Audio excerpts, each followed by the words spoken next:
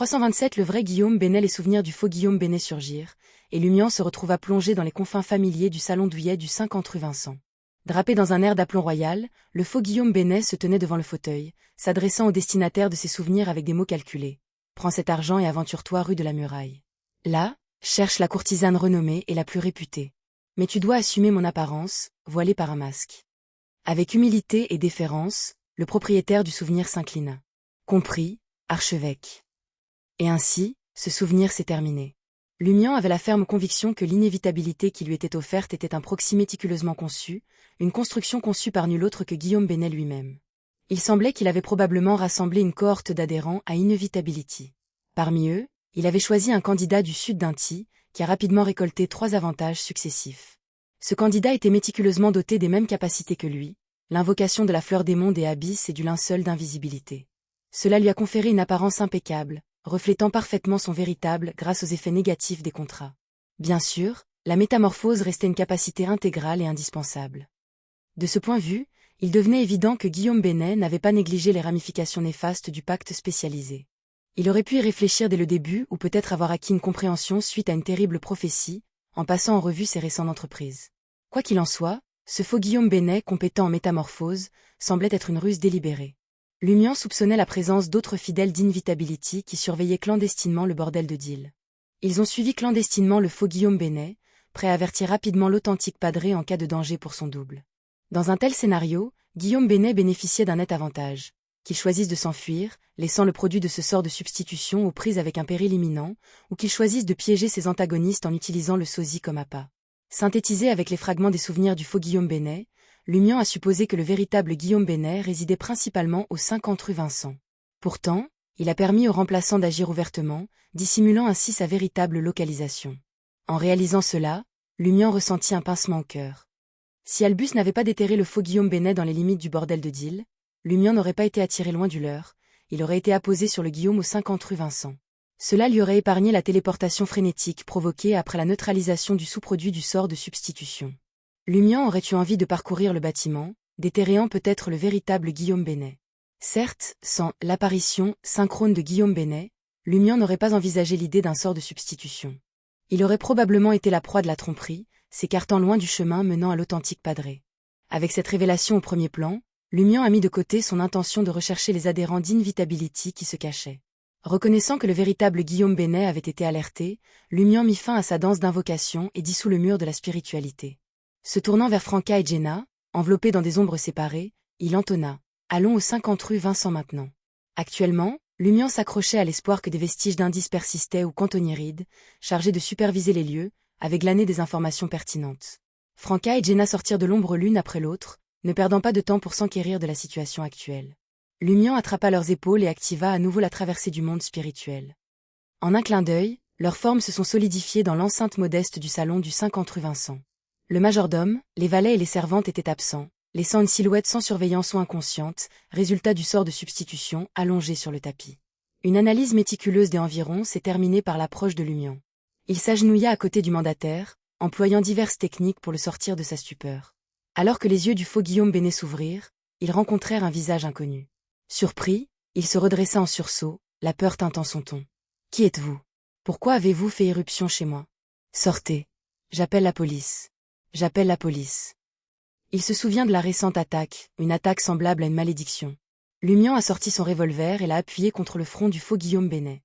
Le remplaçant se tut. Où est le véritable maître de cette demeure? La voix de Lumian résonnait, grave et ferme.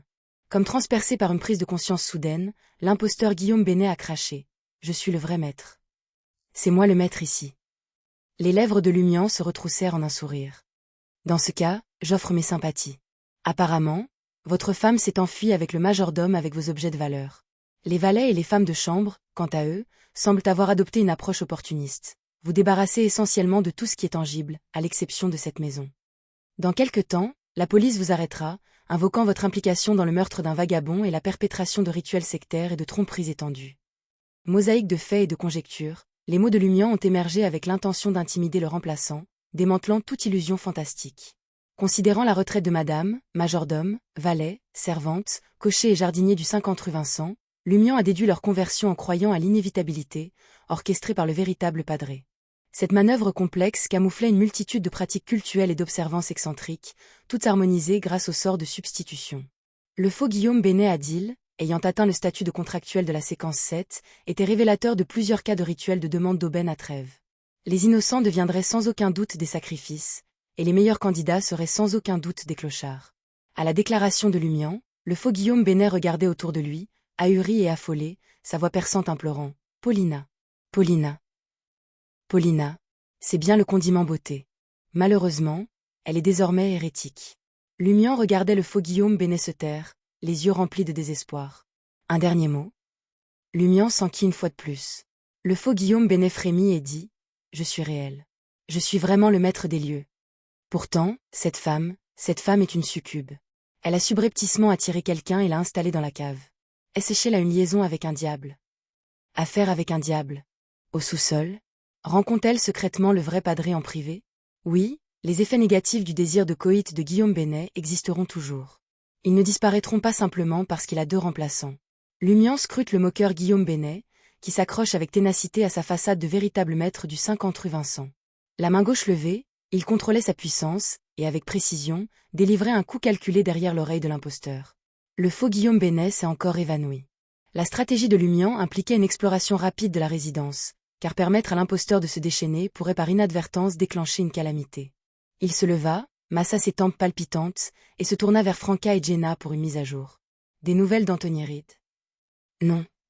Franca secoua doucement la tête. Il semble qu'il ait suivi votre directive de suivre Madame Paulina. Lumian reconnut laconiquement. Alors fouillons cet endroit et attendons ses commentaires. Franca a ajusté sa cagoule noire et a souligné « Une équipe de 3. Ne vous séparez pas. C'était le « territoire » des hérétiques. Même s'ils s'étaient déjà échappés, des vestiges résiduels pourraient encore subsister. S'ils répartissaient leurs efforts et rencontraient des incidents, les secours pourraient être compromis. Lorsque les autorités effectuaient de telles opérations, il fallait qu'ils soient au moins par groupe de 3 ou à portée de vue les uns des autres s'ils voulaient se séparer. Lumian a fait un geste pointu vers l'escalier adjacent au salon. Allons au sous-sol. Le trio descendit, et ce faisant, Franca se pencha vers Jenna, le ton étouffé. L'échange de ciel avec la contrefaçon était une instigation de Manuel. À votre retour, disséquez l'intention derrière chaque phrase. D'accord. Jenna a absorbé les conseils comme une éponge desséchée. En temps voulu, ils atteignirent la porte du sous-sol. Lumian se tourna vers ses compagnons, préparatifs avant de nous aventurer à l'intérieur. Pour contrecarrer les échos persistants des pouvoirs d'Invitability ou des créatures non conventionnelles, la précaution était primordiale. Rapidement, Lumian, désormais orné d'un visage modifié et de cheveux partiellement allongés, poussa la porte pour l'ouvrir, révélant les recoins sombres du sous-sol. À l'intérieur, une gamme banale d'objets divers encombrait l'espace. Aucune anomalie notable n'était apparente. Juste au moment où Franca se préparait pour la divination par miroir magique, Lumian, avec sa perspicacité de chasseur, discerna des traces subtiles. Avec des cliquetis métalliques, il dévoila une porte dissimulée. Au-delà se trouvait une cage d'escalier descendant plus loin dans les profondeurs souterraines. Le trio descendit prudemment, arrivant après quelques instants dans une chambre vaste mais rudimentaire, baignée par l'éclat d'une lampe à gaz. On ne savait pas si Guillaume Bénet l'avait créé lui-même ou s'il avait bouclé une partie du métro de Trèves et l'avait transformé en un territoire privé. Au centre de la salle au sol en pierre se trouvait un autel, entouré d'ossements humains d'une blancheur épouvantable, entièrement en peau de mouton, en peau de vache et en peau de chien géant. En voyant cela, Lumian fut surpris lorsqu'il se souvint de l'une des 5 magies rituelles spéciales que possédait Almonk, sort de création animale. Simultanément, les souvenirs des félins, des aviaires et des chiens habitant l'étage supérieur, ainsi que du chien à fourrure brune niché à côté du faux Guillaume Bénet, surgirent. Chien, sort de création animale. Dans un élan épiphanique, Lumian a reconstitué la véritable dissimulation de Guillaume Bénet. Il avait invoqué le sort de création animale pour se transmuter en un imposant chien à fourrure brune. Sous cette forme, il défilait effrontément devant sa contrefaçon et les spectateurs environnants. Avec une récitation de l'incantation prédéterminée, le vrai Guillaume Bénet pourrait rapidement muer sa façade canine, reprenant son apparence humaine. Dans l'enceinte du salon, le faux Guillaume Bénet restait plongé dans une rêverie inconsciente, totalement inconscient de la dualité brutale entre réalité et illusion. Prudemment, il entr'ouvrit la porte de la chambre d'amis, accueilli par un tableau discordant. Devant lui s'étendait sa belle épouse, Paulina, installée sur le somptueux lit, déshabillée, tandis qu'un imposant chien à fourrure brune se profilait à côté d'elle. Au chevet du lit, une assiette contenant un steak mi-cuit était placée. Au milieu des dents serrées, Lumian communiqua l'énigme du sortilège de création animale et son hypothèse spéculative à Franca et Jenna, ses mots retentissants. J'espère que nous trouverons ce foutu chien. Non, il aurait dû perdre sa peau de chien maintenant. Sort de création animale. Les humains se transforment en chiens. Jenna était alarmée. Le monde du mysticisme est tellement bizarre et terrifiant. Les trois ont travaillé ensemble et ont rapidement recherché des traces. Peu de temps après, Jenna a ramassé quelque chose dans une crevasse de la dalle de pierre et s'est exclamée avec surprise. « J'ai trouvé quelque chose. » Franca a couru et a réalisé qu'il s'agissait d'une fourrure de chien brune. Tous deux se sont approchés de Lumian, qui a poursuivi sa ferveur d'enquête en présentant leur découverte. L'exaltation de Lumian était palpable. Il a postulé que Guillaume Bénet s'était échappé par une voie souterraine secrète, le séparant de Paulina et des autres. Ensuite, ils ont découvert quelques brins de fourrure de chien marron. En suivant la fourrure, ils trouvèrent une autre porte cachée. Après avoir ouvert la porte cachée dans la paroi rocheuse, Franca a effectué une simple divination par miroir magique et a reçu la révélation que tout allait bien. Ensuite, elle suivit Lumian et Jenna. À ce moment-là, Jenna, qui était au milieu du groupe, perdit de vue Lumian. Franca la suivait toujours. Sans attendre que Jenna parle, Franca inspecta la pièce et fronça les sourcils. Nous sommes retournés à la salle des sacrifices. Sortant par la porte secrète, Lumian entra dans une étendue faisant écho à la caverne d'une carrière. Les lampes à gaz étant visiblement absentes, Lumian a invoqué une flamme cramoisie pour percer les ombres. Presque simultanément, il sentit que Jenna et Franca ne l'avaient pas suivi. On s'est séparés comme ça? La perplexité tourbillonnait dans l'esprit de Lumian, dominé par une voix basse qui résonnait des profondeurs de la mine abandonnée. Lumian lit.